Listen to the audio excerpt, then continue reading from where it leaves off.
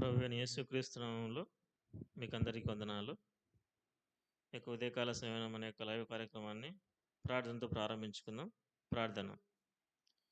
ప్రేమగల మా ప్రియ పరలోకపు తండ్రి, మీ ఘనమైన, శ్రేష్టమైన, అమూల్యమైన, ఉన్నతమైన నామమునకు వేలాది వందనములు, స్తుతులు, స్తోత్రములు ప్రభువా. ఈ యొక్క సమయంలో మరి మీ యొక్క పాద సన్నిధికి రాగలుగుటకు మాకందరికీ మీరు ఇచ్చిన కృపను బట్టి మీకే స్తోత్రములు. మరి ఈ సమయంలో మా అందరికీ కూడా ఎటువంటి వాక్యము, ఎటువంటి మాటలు అవసరమో మీరే మాకు అందించండి. అట్లు ఈ యొక్క మైక్ ద్వారా, అట్లు లైవ్ మీటింగ్ ద్వారా వింటున్న వారందరికీ కూడా మరి మీరే మీ యొక్క మాటలు వినిపించమని వేడుకుంటున్నాం. మరి ఎవరెవరికి ఎటువంటి మాటలు, ఎటువంటి వాక్యం అయితే అవసరమో మీ యొక్క దాసుని ద్వారా మాట్లాడుతురండి ప్రభా, సహాయం చేయండి. అట్లు మరి ఈ దినవంతుడి కొరకు మీరే మమ్మల్ని సిద్ధపరచమని వేడుకుంటూ యేసుక్రీస్తు అతి పరిశుద్ధమైన నామంలో ప్రార్థించి స్తుతించి అడిగి వేడుకుంటున్నాం తండ్రి, ఆమేన్. ఈ సమయంలో ఒక కీర్తన పాడుకుందాం.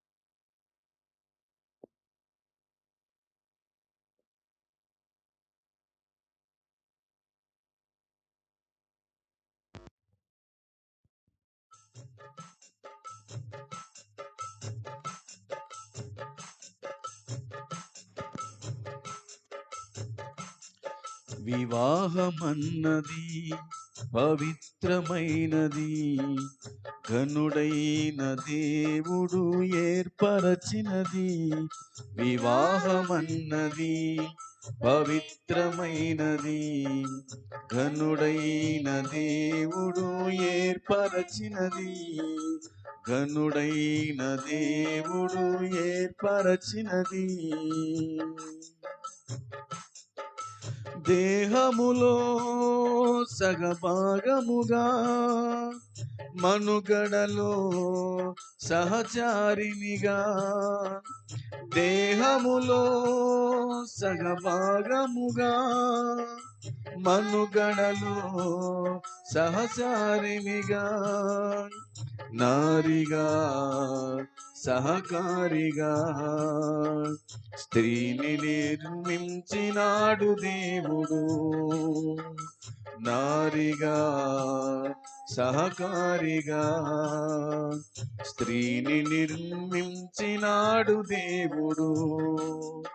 వివాహమన్నది పవిత్రమైనది, ఘనుడైన దేవుడు ఏర్పరచినది. వివాహమన్నది పవిత్రమైనది, ఘనుడైన దేవుడు ఏర్పరచినది. ఘనుడైన దేవుడు ఒంటరిగా ఉండరాదని, జంటగా ఉండమేలని. ఒంటరిగా ఉండరాదని, జంటగా ఉండమేలని.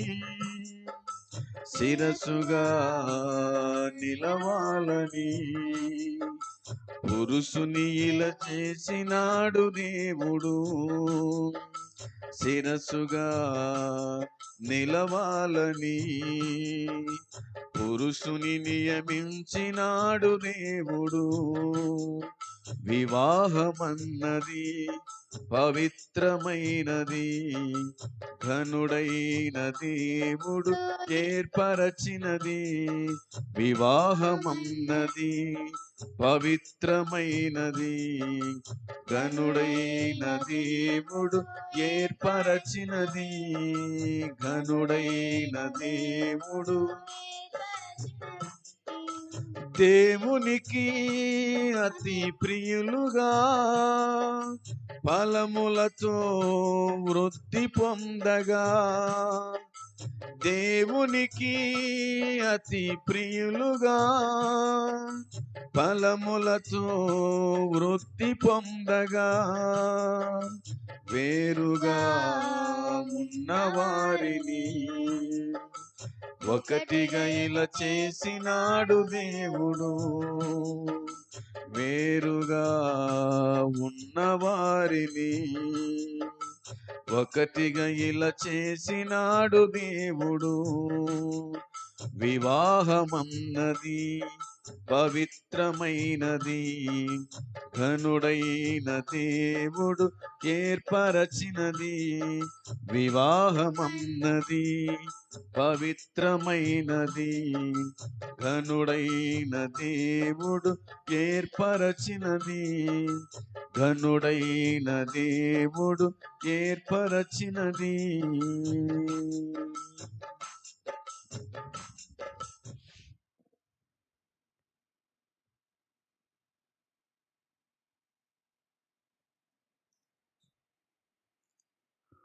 దేవుని పరిశుద్ధమైన నామమునకు స్తోత్రము కలుగునుగాక. చేరవచ్చిన మీ అందరి కుడిక వందనాలు తెలియజేస్తూ ఉన్నాను. దేవుని మహాకృపను బట్టి మరొక దినమును చూసేటువంటి కృపను ధన్యతను ప్రభు మనకు అనుగ్రహించాడు. ఈ ఉదయకాలమున దేవుని వాక్యాన్ని మనము చదివి ధ్యానము చేసుకుందాం. రూతు గ్రంథం 1వ అధ్యాయము 4వ వచనాన్ని మనం చదువుదాం. రూతు గ్రంథం 1వ అధ్యాయము 4వ వచనం. వారు మోయాబు స్త్రీలను పెళ్లి చేసుకొనిరి. వారిలో ఒక దాని పేరు ఓర్పా, రెండవ దాని పేరు రూతు.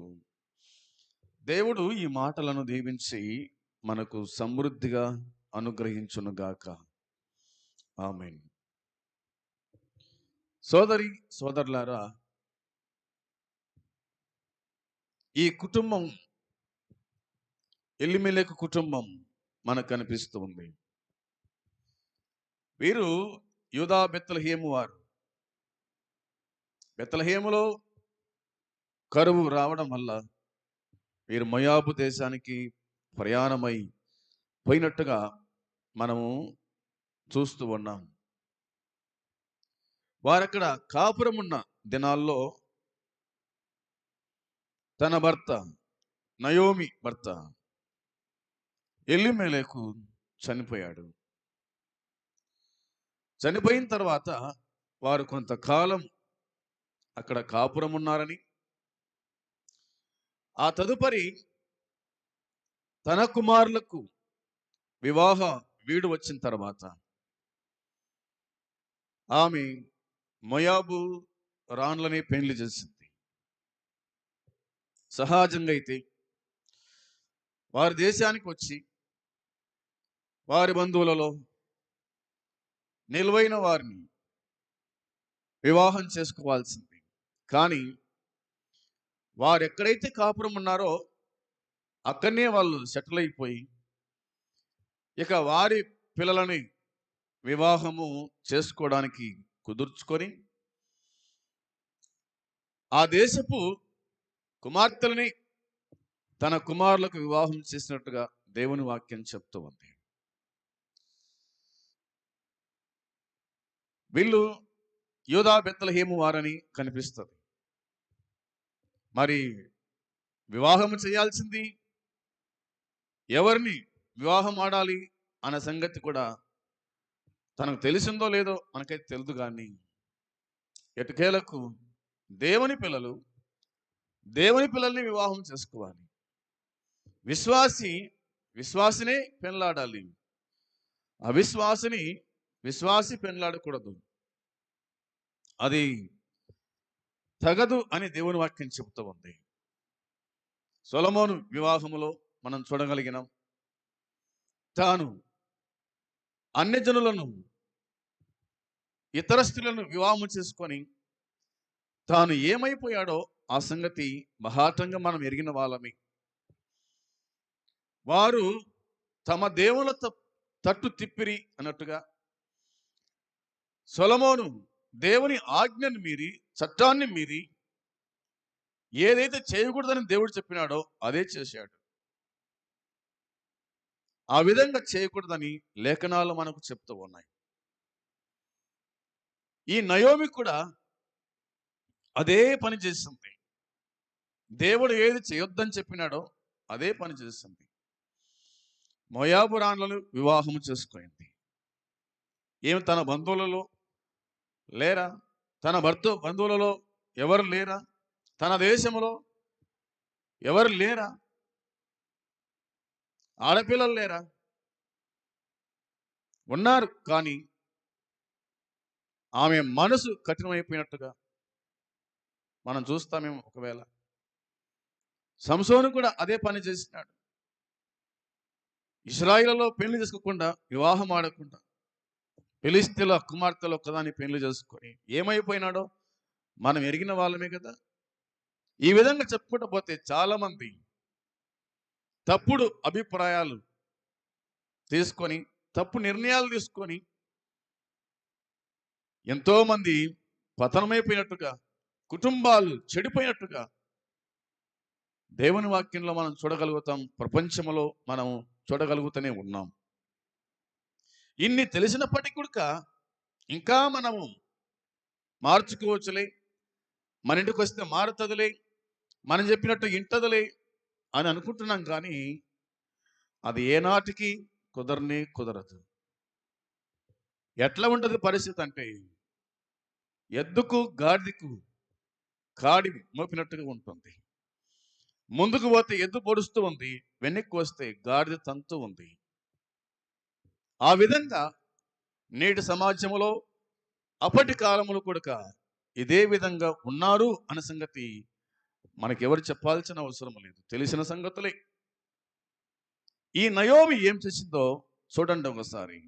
4వ వచనంలో, ఈ మహలోను కిల్లోను అనే వాళ్ళు మోయాబుస్తులను పెళ్లి చేసుకొనిరి.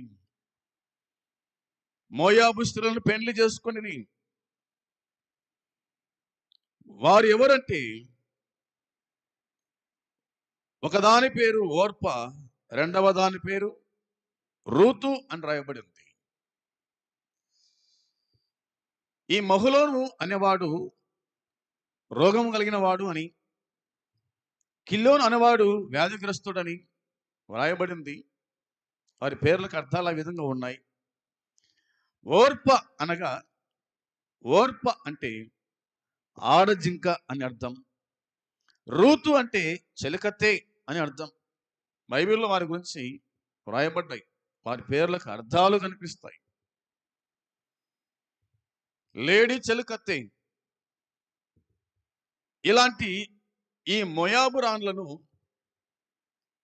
వివాహం ఆడినారు ఈ మహలోను కిల్లోను వాళ్ళు. వివాహము అనేటువంటిది బైబిల్ ప్రకారంగా మనం చూసినప్పుడు, వివాహము అన్ని విషయములలో ఘనమైంది అని దేవుని వాక్యం చెబుతూ ఉంది. వివాహము అన్ని విషయాల్లో ఘనమైంది అని దేవుని వాక్యం చెబుతూ ఉంది. వివాహములో లైంగిక నీతి ప్రమాణాలు మనకు కనిపిస్తాయి. వివాహం ఆడేటప్పుడు మరి కొన్ని ప్రమాణాలు మనం ఎరుగుదాం కదా. ఆ సంగతి చేసుకుపోయే పురుషుడు, చేసుకుపోయే స్త్రీ వారి ప్రమాణాలను దేవుని దాసులు పలికిస్తారు. ఆ ప్రమాణాల ప్రకారంగా వారు జీవించాలి అని ప్రకటిస్తారు. నేటి దినాల్లో ఇవన్నీ కూడా అక్కనే, ఎక్కడైతే పలికినారో అక్కడనే మర్చిపోయి ఉంటారు. అవి జీవితాంతం గుర్తుంచుకోమని చెప్తే అవి గుర్తుంచుకోరు. ఎటుకేలకు పిల్లలకు వివాహాలు చేయాలి, వాళ్ళు ఈడు వచ్చిన తర్వాత. ఆ సంగతి గురించి బైబిలే మనకు జ్ఞాపకం చేస్తూ ఉంది. ఆ మాట కూడా మనం చదువుదాం. ఇర్మియా గ్రంథంలో ఒక మాట చూడండి. 29వ అధ్యాయం. ఇర్మియా గ్రంథం 29వ అధ్యాయము 6వ వచనము చదువుదాం, లేదా 5వ వచనము చదువుదాం. 5, 6 వచనాలు. ఇల్లు కట్టుకొని వాటిలో నివసించుడి, తోటలు నాటి వాటి ఫలములను అనుభవించుడి. పెళ్ళిళ్ళు చేసుకొని కుమారులను కుమార్తెలను కనండి. అక్కడ ఏమీ మీకు తక్కువ లేకుండా అభివృద్ధి పొందుటకై వారు కుమారులను కుమార్తెలను కనునట్లు మీ కుమారులకు పెళ్లిళ్ళు చేయండి. మీ కుమార్తెలకు పురుషులను సంపాదించుకోండి. నేను మిమ్మను చెరగొనిపోయిన పట్టణం యొక్క క్షేమము కోరి దాని కొరకు యెహోవాను ప్రార్థన చేయండి అని దేవుని వాక్యం చెప్తూ ఉంది. సోదరులారా, ఇశ్రాయేలు గురించి దేవుడైన యెహోవా చెప్పిన మాట ఇది. యిర్మీయాతో చెబుతున్న మాటలు ఏమిటంటే, ఈ విధంగా చెప్పు అన్నాడు.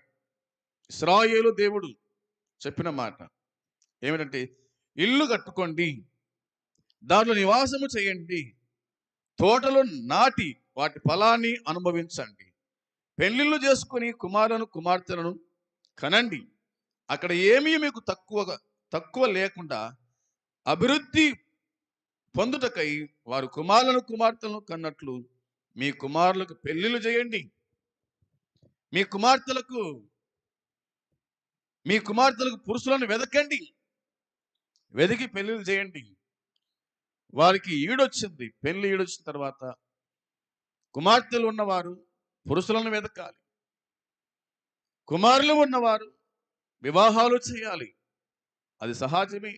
దేవుడు ఎప్పుడో చెప్పినాడు. ఆది కాండములో మనం చూడగలుగుతాం. ఆది కాండములో దేవుడు మొట్టమొదటి వివాహం చేశాడు ఆదామునకు అవ్వకు. దేవుడే చేసినాడు పెళ్లి. దేవుడే ఆదామును సృజించినాడు, దేవుడే అవ్వను సృజించినాడు. వారి ఇరువురికి దేవుడు ఉండి పెళ్లి చేసినాడు. దేవుడు పెళ్లిలో ఉండాలనా లేదా? ఉండాలని దేవుని వాక్యం చెబుతూ ఉంది. యోహాను సువార్త 2వ అధ్యాయంలో ఒక వివాహము జరిగింది అని మనం ఎరుగుతాము. ఆ వివాహము కానా అనే ఊర్లో అనే సంగతి కనిపిస్తుంది కదా. యోహాను సువార్త 2వ అధ్యాయము 1వ వచనములో దేవుని వాక్యం చెప్తూ ఉంది. యేసు ప్రభు వారు ఆ వివాహానికి పిలువబడ్డాడు. 3వ దినమున గలిలయలోని కానాను ఊరిలో ఒక వివాహము జరిగెను. యేసు తల్లి అక్కడ ఉండెను. యేసును ఆయన శిష్యులు ఆ వివాహమునకు పిలువబడిరి అని దేవుని వాక్యం చెబుతూ ఉంది. యేసు ప్రభువు తన శిష్యులు పిలువబడ్డారు. యేసు ప్రభు తల్లి కూడా వివాహానికి వచ్చినట్టుగా దేవుని వాక్యం చెప్తుంది. వివాహానికి బంధువులు, స్నేహితులు, ఇరుగు పొరుగు వారు, ఇంటి పక్కల వారైతేనేమి, నిలువైన వారిని అందరినీ, పరిచయమైన వారిని అందరినీ కూడా వివాహానికి ఆహ్వానిస్తాం. అదే కోణములో దేవుడు కూడా వివాహములో ఉంటే వివాహములోని కొరతలు ఆయన తీర్చగలుగుతాడని దేవుని వాక్యం చెప్తుంది కదా. ఈ కానా అనే ఊరిలో వివాహము జరుగుతున్న సందర్భములో ద్రాక్షరసం అయిపోయిన సంగతి మనం ఎరుగుతాము. తల్లి అయిన మరియ వచ్చి యేసు ప్రభువుని అడిగింది, అయ్యా ద్రాక్షరసం అయిపోయింది అన్నప్పుడు యేసు ప్రభు చెప్పిన మాట ఏమిటి? అమ్మా, నాతో నీకేమి పని, నా సమయము ఇంకా రాలేదన్నాడు. పరిచారకులను చూసి ఆయన మీతో ఏం చెప్తారో అది చేయండి అన్నప్పుడు యేసు ప్రభు ఏం చెప్పినాడు ఆ సంగతి కూడా మనం ఎరిగిన వాళ్ళమే. అక్కడ 6 రాతు బాణలు ఉండగా ప్రభు అన్నాడు పరిచారకులను చూసి, ఆ రాతి బాణలు నీళ్ళతో నింపండి. వాళ్ళు చేశారు. ఆ నీళ్ళే ముంచుకొని తీసుకొని పోయి విందు ప్రధానికి ఇవ్వండి అన్నారు. వారు తీసుకొని పోయారు. ఆ నీరు వారు తాను తాగినప్పుడు మొదట పోసిన దానికంటే ఇక అతి మధురంగా ఉండేను అనే మనకి అనిపిస్తుంది. పోసింది నీళ్లు, తీసుకుపోయింది నీళ్లు, కానీ దాని రుచి చూచినప్పుడు ఎంతో మధురంగా, మొదటి దానికంటే మించిన మధురం కనిపించింది. యేసు ప్రభువును మన వివాహానికి మనము ఆహ్వానిస్తున్నామా లేదా? దేవుని చిత్తాన్ని బట్టి వివాహం చేస్తున్నామా? ప్రార్థన చేసి వివాహము చేస్తున్నామా, లేదా ఏదో మన నిర్ణయం చొప్పున వివాహాలు చేస్తే కనుక దేవుడు లేని వివాహం, దేవుడు లేని కుటుంబం, దేవుడు లేని సంసారం అది పరికంపతో సమానం. అందుకోసమే వివాహములో దేవుని నిర్ణయం లేదు, దేవుని గురించి ఆలోచన చేసి లేదు. భర్త చనిపోయినాడు, తాను తన కుమారులు ఉన్నారు, కానీ ప్రార్థించినట్టుగా లేదా తన తల్లిదండ్రులను పిలిచినట్టుగా, తన తోడబుట్టిన వారిని పిలుచుకున్నట్టుగా, వీరు నా కుమారులు వివాహానికి వచ్చినారు, వారికి వివాహాలు చేయాలి, మన ఆలోచన ఏంది, మీ ఆలోచన ఏంది అని చెప్పినట్టుగా దేవుని సన్నిధిలో ప్రార్థించి అడిగి చేసినట్టుగా బైబిల్లో మనకు కనిపించదు. తన ఇష్టానుసారంగా మోయాబురాన్లను తన కుమారులకు వివాహము చేసినట్టుగా దేవుని వాక్యం మనకు గుర్తు చేస్తూ ఉంది. ఎబ్రీ పత్రికలో మనం చూస్తాం 13:4 వివాహము అన్ని విషయాలు ఘనమైంది అన్న సంగతి. ఘనమైన వివాహము ఘనహీనంగా చేయకూడదు, అది ఘనంగానే ఉండాలి. ఘనంగా ఉండాలంటే బ్యాండ్ మేళం పెట్టడం కాదు, ఏదో డెకరేషన్లు చేసుకోవడం కాదు, మరి కాదు, వేరే కాదు. కానీ దేవుని చిత్త ప్రకారంగా, దేవుని ఇష్ట ప్రకారంగా బైబిల్లో ఏం చెప్పబడిందో, బైబిల్లో ఏం చెప్పినాడో దేవుడు ఆ విధంగా వివాహం చేయాలి. ఆదాము అవల వివాహములో బ్యాండ్ మేళం ఉందా? ఆ వివాహంలో డ్యాన్స్ ఉందా? ఆ వివాహంలో మెరమని బండి కట్టారా? రాత్రంతా ఊరలు తిప్పినారా? డ్యాన్సులు వేసినారా? కానా వివాహంలో అదేమైనా జరిగిందా? దేవుని పిల్లల వివాహాల్లో దేవుడు చెప్పినట్టుగా జరగడం లేదు, తమ చిత్తాన్ని నెరవేర్చుకుంటున్నారు. దానికి తోడుగా త్రాగుడు, మందొకటి, దానికి తోడుగా నలుగులంట, పసుపు రాయడం అంట. ఏమిటి ఇవన్నీ? వివాహము అటువంటిది, అది పవిత్రమైంది. ప్రభు చిత్తానికి లోబడి వివాహాన్ని జరిగించాలి, కానీ ప్రభువులకు వ్యతిరేకంగా వివాహాలు చేసుకొని మనం సుఖపడలేము అన్న సంగతి లేఖనాలు మనకు గుర్తు చేస్తూ ఉన్నాయి. ఆ సత్యాన్ని మనం గ్రహించేవారుగా ఉండాలి. ఆ మాట చదువుదాం. ఎబ్రీ పత్రికలో మనము వివాహము అన్ని విషయాల్లో ఘనమైంది అని అంటూ ఇంకేమన్నాడు చూడండి అక్కడ. పానుపు నిష్కల్మషమైనది గాను ఉండవలెను అన్నాడు. వివాహము అన్ని విషయాలు ఘనమైనది గాను పానుపు నిష్కల్మషమైనదిగా ఉండవలెను. వేష సంగులకును వ్యభిచారులకును దేవుడు తీర్పు తీర్చును అని రాయబడి ఉంది. వేషలకు, వ్యభిచారులకు దేవుడు తీర్పు తీరుస్తాడు. వివాహము పవిత్రమైంది, వివాహము ఘనమైంది. కాబట్టి వివాహము ఒక ఆడపిల్ల, ఒక మగపిల్లవాడు వివాహము చేసుకునేంత వరకు తన దేహం మీద ఈగ కూడా వాలనేయకూడదు. ఈనాడు ఎంతోమంది వివాహం కాకముందే చెడిపోతున్న వాళ్ళు ఉన్నారు, వివాహము జరగకముందే చెడిపోయిన వాళ్ళు ఉన్నారు. అది కూడదు అని దేవుని వాక్యం చెబుతూ ఉంది. అలాంటి వారికి దేవుడు తీర్పు తీరుస్తాడు,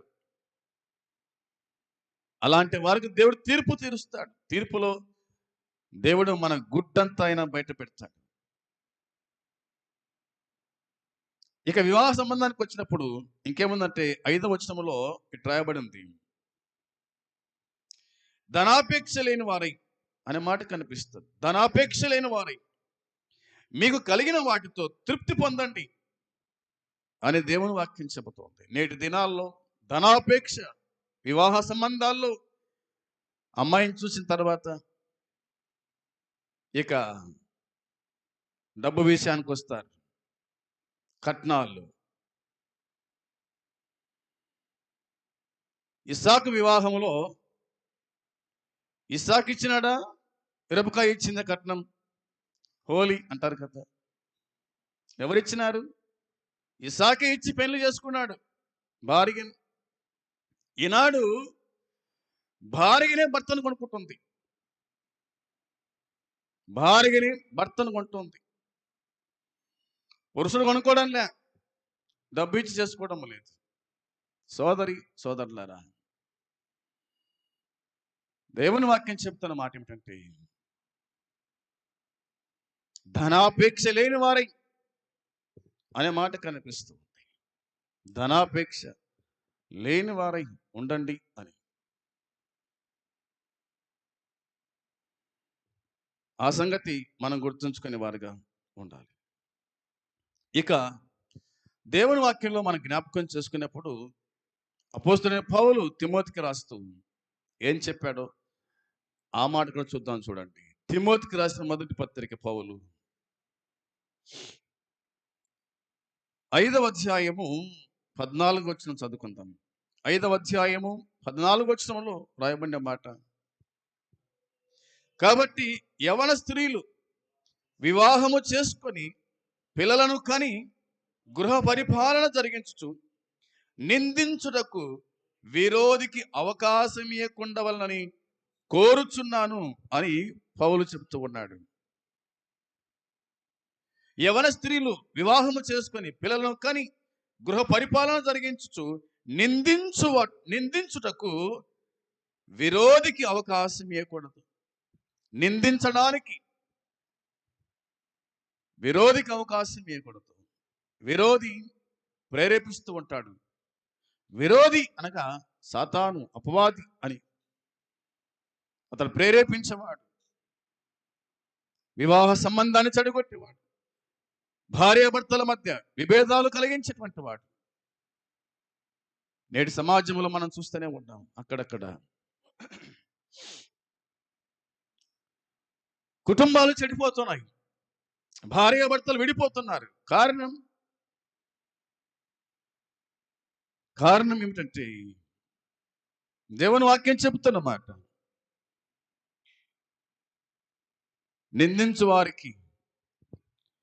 నిందించుటకు విరోధికి అవకాశం ఇవ్వకూడదు అని దేవుని వాక్యం చెబుతూ ఉంది. ఈనాడు అపవాదికి అవకాశం ఇచ్చి ఎంతమంది నింద పాలవుతున్నారు, ఎంతమంది స్టేషన్ల పాలవుతున్నారు, ఎంతమంది చెడిపోతున్నారు, కుటుంబాలు పాడైపోతున్నాయి. పిల్లలొక వైపు, కుమారులొక వైపు, కుటుంబాలు చెడిపోవడానికి కారణము మన జీవితంలో మరొకరికి అవకాశం ఇవ్వడమే కదా, మరొకరిని మన హృదయంలో ఉంచుకోవడమే కదా. అందును బట్టి నిందించడానికి ఎవరికి అవకాశమే కూడదు. నీవు, నీ కుటుంబం, నీవు, నీ భర్త, నీ పిల్లలు, మీరు ప్రభు సన్నిధిలో ప్రభుకు మాత్రమే అవకాశం, ప్రభును మాత్రమే చేర్చుకోవాలి. ప్రభు సన్నిధిలో మనం ప్రార్థించేవారుగా, వాక్యానుసారంగా జీవించేవారుగా ఉండాలని లేఖనాలు మనకు గుర్తు చేస్తూ ఉన్నాయి. ఇక దేవుని వాక్యంలో మనం చూసినప్పుడు సామెతల గ్రంథం 18వ అధ్యాయంలో లేఖనాలు చెబుతున్నట్టుగా మనం ఆలోచన చేద్దాం. చూడండి, సామెతల గ్రంథం 18వ అధ్యాయము 22వ వచనం చదువుదాం. భార్య దొరికిన వానికి మేలు దొరికెను, అట్టివాడు యెహోవా వలన అనుగ్రహము పొందినవాడు అని దేవుని వాక్యం చెప్తా ఉంది. భార్య దొరికిన వానికి ఏం దొరికిందంట? మేలు దొరికింది. ఈనాడు మేలు కాదు కదా, చాలా కుటుంబాల్లో మేలు కాదు, కీడు దొరుకుతూ ఉంది. ఎంతోమంది సోదరీమణులు ఎలాగున్నారంటే, దేవుని వాక్యం చెప్తూ ఉంది 19వ అధ్యాయము 13వ వచనంలో, భార్యతోటి పోరు ఎడతగక పడుచుండు బిందువులతో సమానము అని కనిపిస్తుంది. భార్యతోటి పోరు నేటి సమాజం మనం చూస్తూ ఉన్నాం. తలకాయ నొప్పి అయిపోయింది నేటి కుటుంబాల్లో. మనం ఎరుగుతాం ఈ సంగతి. అయితే దేవుని వాక్యం చెప్తున్న మాట ఏంటంటే, భార్య దొరికిన వానికి మేలు దొరికెను, అట్టివాడు యెహోవా వలన అనుగ్రహం పొందినాడు. అట్టివాడు దేవుని వలన అనుగ్రహాన్ని పొందుకున్నాడు. అందుకే వివాహాలు చేసుకోబోయే వారికి ఒక ప్రకటన ఏమిటంటే, కనిపెట్టండి, ప్రార్థన చేయండి. కనిపెట్టండి, ప్రార్థన చేయండి, వేచి ఉండండి, తొందరపడద్దు. దేవుడు నీ కోసమై భర్తను, దేవుడు నీ కోసమై భార్యను సిద్ధం చేసి, నువ్వు పుట్టినప్పుడే తాను పుట్టింటది. అందుకోసమే తొందరపడి ఎవరో చెప్పినారు అని తొందరపాటు అది మంచిది కాదు. కనిపెట్టు ప్రార్థనలో, దేవుడే సహాయం చేస్తాడు. ఆ సంగతి గుర్తుంచుకోవాలి. అందుకోసమే దేవుని వాక్యం చెప్తున్నమాట, భార్య దొరికిన మనకి మేలు దొరికాను. 14 వచనంలో సుబుద్ధి గల భార్య యెహోవా యొక్క దానం అని రాయబడింది. సుబుద్ధి గల భార్య కోసం ఎదురు చూడండి, సుబుద్ధి గల భర్త కోసం ఎదురు చూడండి. దేవుడు సహాయం చేస్తాడు. ఆ సంగతి మనకు లేఖనాలు గుర్తు చేస్తూ ఉన్నాయి. నీకు దొరికిన మేలు దేవుని వాక్యంలో మనం చూడగలుగుతాం. ఇక మరొక వివాహం, సంఘానికి వివాహం గురించి దేవుని వాక్యం చెప్తున్న మాట కూడా చదివి మనం ముగించుకుందాం. ప్రకటన గ్రంథంలో రాయబడిన మాట చూడండి, 19వ అధ్యాయం 7వ వచనం.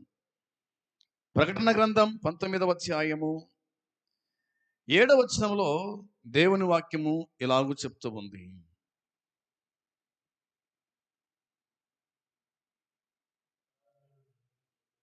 ఏడవ వచనం, మరి గొర్రెపిల్ల వివాహోత్సవ సమయం వచ్చినది, ఆయన భార్య తన్ను తాను సిద్ధపరచుకొని ఉన్నది అని దేవుని వాక్యం చెప్తూ ఉంది. సర్వాధికారియు ప్రభువునగు మన దేవుడు ఏలుచున్నాడు, ఆయనను స్తుతించండి. గొర్రెపిల్ల వివాహోత్సవ సమయం వచ్చినది, ఆయన భార్య తన్ను తాను సిద్ధపరచుకొని ఉన్నది అని దేవుని వాక్యం చెబుతూ ఉంది. గొర్రెపిల్ల వివాహోత్సవ సమయం. గొర్రెపిల్ల వివాహోత్సవ సమయం అనగా, గొర్రెపిల్ల అనగా మనకు అర్థమైన విషయమే కదా, మన ప్రభు అయిన యేసుక్రీస్తు. ఆయన మధ్యాకాశములో 7 ఏండ్లు పెండ్లి విందు జరగబోతుండగా, సంఘమంతా ఈ గుడిక పెండ్లి కుమార్తెగా ఆయన వరుడుగా మనకు కనిపిస్తాడు. ఆ వివాహానికి పిలువబడిన వాడు ధన్యుడు అని దేవుని వాక్యం చెబుతోంది. వివాహానికి పిలువబడిన వాడు ధన్యుడు. ఆ వివాహానికి మనం పిలువబడ్డామా?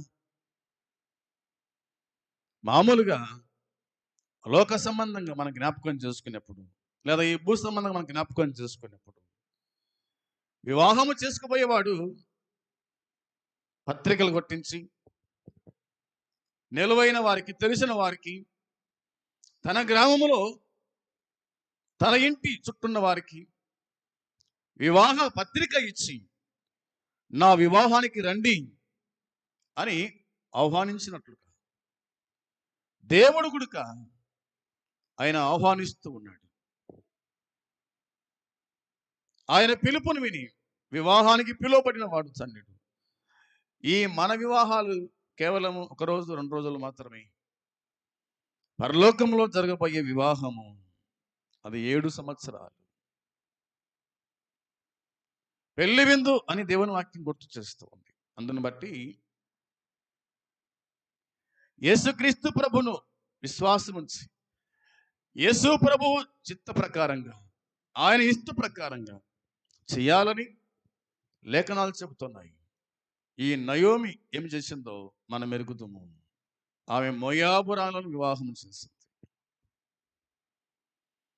ఆ తర్వాత ఏం జరిగిందో లేఖనాలు మనకు చెప్తాయి. ఆ సంగతి కూడా మనము గుర్తుంచుకోవాల్సిన విషయాలు. చూడండి, ఆ మాట చూద్దాం. 5వ వచనం చదువుదాం. ఋతు గ్రంథం 1వ అధ్యాయము 5వ వచనములో రాయబడిన మాట, వారు ఇంచుమించు 10 సంవత్సరములు అక్కడ నివసించిన తర్వాత మహులోను కిలియోను ఇద్దరును చనిపోయిరి అని దేవుని వాక్యం చెప్తూ ఉంది. వారు వివాహం అయిపోయిన తర్వాత, వివాహం ఆడిన తర్వాత వారు 10 సంవత్సరాలు అక్కడ ఉన్నారట. 10 సంవత్సరాలు అక్కడ ఉండి నివసించిరి. తర్వాత మహులోను కిల్యోను ఇద్దరు చనిపోయిరి. కాగా ఆ స్త్రీ తాను కనిన 2 కుమారులను తన పెనిమిటియు లేనిదాయను అని దేవుని వాక్యం చెప్తుంది. యూదా బిడ్డలు ఏమవునంటే ఏమవునో తెలియదు, కాను తన యొక్క నిర్ణయం, తన సొంత నిర్ణయం తీసుకున్నారు. పరాయి దేశానికి వెళ్ళారు, వెళ్ళకూడని స్థలానికి వెళ్ళారు. మోయాబు దేశానికి వెళ్ళి అక్కడ కాపురం ఉన్నారు. అక్కడ పోయిన తర్వాత భర్త చచ్చిపోయినాడు. తన కుమారులు వివాహాలు చేసింది. 10 ఏళ్ళు కలిసి జీవించినారు. ఆ తర్వాత 2 కుమారులు కూడా చనిపోయారు. వారి పేర్లకు అర్థం మనం చూసినాం కదా. రోగం కలిగిన వాడు వ్యాధిగ్రస్తుడు అని మాట రాయబడింది. వివాహాల్లో అడుగుతారనమాట, నీకు ఆరోగ్యం బాగానే ఉందా, ఏమైనా జబ్బు ఉందా అని. ఎందుకంటే వివాహం అయ్యేంత వరకు కూడా ఏది బయట పెట్టదు, తనకు ఏ రోగం ఉందో బయట పెట్టదు. వివాహమైన తర్వాత ఇక చూడండి, నాకు తెలిసిన 2 కుటుంబాలు వివాహము చేశారు, కానీ తాను ఎవరు, ఏం కథ, ఎలాగ అని ఆలోచన చేయలేదు. 10వ తరగతి అయిపోయింది అంతే, 15 ఏళ్ళు. స్కూల్లో ప్రేమించుకున్నారు. తల్లిదండ్రులు చేశారు. ఫోడ్ తట్టుకోలేక నేడు లివర్ ఫెయిల్ అయిపోయి దేహములో చావుకు సిద్ధంగా ఉంది ఆ పాప. మరొక కుటుంబం చూస్తే కనుక భర్త, ఈ కుటుంబాలు మనకు తెలిసిన కుటుంబాలు కొన్ని కనిపిస్తాయి. వివాహ సంబంధాల్లో ఆరోగ్యం కూడా ప్రయోజనమైంది. ఆరోగ్యం లేనివాడు ఎలాగూ సంసారం చేయగలుగుతాడు. నేటి కుటుంబాలు పాడవడానికి ఇదొక సూత్రం అనే సంగతి జ్ఞాపకం చేసుకోవాలి. ఉద్యోగం ఉంది, మంచిదే, కానీ ఆరోగ్యం ఉందా? ఉద్యోగం ఉంది, మంచిదే, మంచోడేనా, లేదా త్రాగుబోతా, తిరుగుబోతా, కుటుంబాన్ని పట్టించుకుని తోడేనా? ఇవన్నీ కూడా నేటి దినాల్లో ఖచ్చితంగా ఆలోచన చేయవలసిన విషయాలు. అందుకోసమే ఆమె ఏం ఆలోచించినట్టు కనిపించదు. వివాహాలు చేసింది. కొద్ది రోజులకి కుటుంబములో 3 కూడా విధవరాన్లుగా మనకు కనిపిస్తారు. నయోమి భర్త చనిపోయింది, ఓర్ప భర్త చనిపోయాడు, రూతు భర్త చనిపోయినాడు. నిండు యవ్వన ప్రాయం, సంతానము లేదు. వారి పరిస్థితి ఏమిటి? సోదరులారా, మనం గమనించేవారుగా ఈ సంగతి ఉండాలి. ఆమె చేసిన పొరపాటు ఇక మనం చేయకుండా జాగ్రత్త పడవలసిందిగా ప్రేమతో మీకు మనవి చేస్తూ ఉన్నాను. అలాంటి కృపదేవుడు ఈ ఉదయకాలం మనకు సమృద్ధిగా అనుగ్రహించునుగాక. ఆమేన్. ప్రార్థన చేద్దాం. పరలోకమందున్న మా తండ్రి, మీ పరిశుద్ధమైన పాదములకు వందనాలు, స్తోత్రములు, స్తుతులు చెల్లించుకుంటున్నాం ప్రభువా. ఈ దినము కూడా రూతు గ్రంథం 1వ అధ్యాయం 4-5 వచనాలు ధ్యానము చేయడానికి నీవిచ్చిన ఈ గొప్ప భాగ్యాన్ని బట్టి నీకు స్తోత్రం. వివాహ సంబంధాల గురించి వ్రాయించిన మాట మీరు మాకు తెలియచేశారు. మేము ఏ విధంగా జీవించాలనో, ఎవరిని వివాహం ఆడాలనో ఆ సంగతి మీరు బయలుపరిచారు. నీ చిత్త ప్రకారంగా, నీ ఇష్ట ప్రకారంగా జరిగించుటకు మీ కృప దయచేయండి ప్రభు. వివాహాల్లో మీరు ఉండండి, మిమ్మల్ని ఆహ్వానించే వారుగా ఉండే భాగ్యం గురించి దర్శించమని మీకు స్తోత్రం చెల్లించుకుంటూ, ఈ వాక్యాన్ని ఎంతమంది వినగలిగినారో వారి జీవితాల కార్యం జరిగించి ప్రతిఫలం అనుగ్రహించమని మా రక్షకుడైన యేసుక్రీస్తు పరిశుద్ధమైన నామములోని స్తోత్రం చెల్లించి, స్తుతించి, ప్రార్థించి, అడిగి వేడుకుంటున్నాము తండ్రి. ఆమేన్. పరలోకమందున తండ్రి ప్రేమ, మన ప్రభు అయిన యేసుక్రీస్తు కృప, పరిశుద్ధాత్మ సన్నిధి సహవాసం చేరవచ్చిన మనకు సకల పరిశుద్ధులకు ఇప్పుడు ఎల్లప్పుడూ సదాకాలము తోడై ఉండును గాక. ఆమేన్. అందరికి వందనాలు.